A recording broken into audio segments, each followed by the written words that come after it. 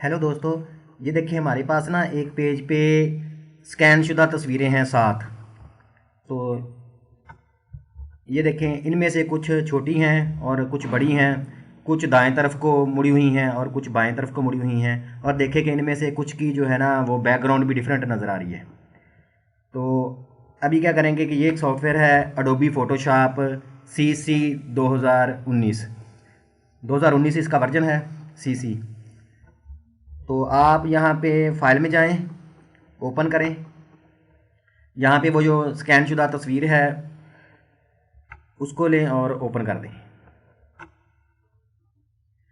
अभी दोबारा file menu में जाएं, यहाँ पे ऑटोमेट में जाएं और यहाँ पे क्रॉप एंड स्ट्रेटन फ़ोटोज़। इसका मतलब ये है कि फ़ोटोज़ को क्रॉप करें, काट दें और उनको सीधा कर दें।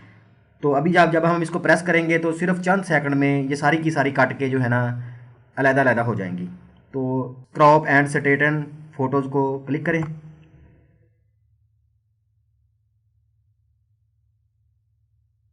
तो ये देखें सारी की सारी काट के जो है ना वो अलग-अलग हो चुकी हैं।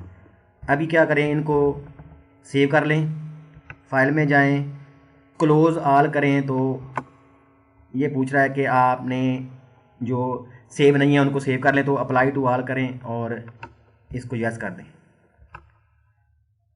तो ये अभी लोकेशन पूछ रहा है कहाँ पे सेव करनी है, सेव करें। ये उसकी क्वालिटी पूछ रहा है तो यहाँ पे मैक्सिमम कर दें ताकि अच्छी क्वालिटी की सेव हो जाए और इसको ओके प्रेस कर दें। इसी तरह वो सब तस्वीरों का बार बार पूछेगा तो आपने एंटर प्रेस करते रहें, सेव ओके, सेव ओके। तो ये सारी की सारी तस्वीरें जो है ना ये सेव होती जाएंगी।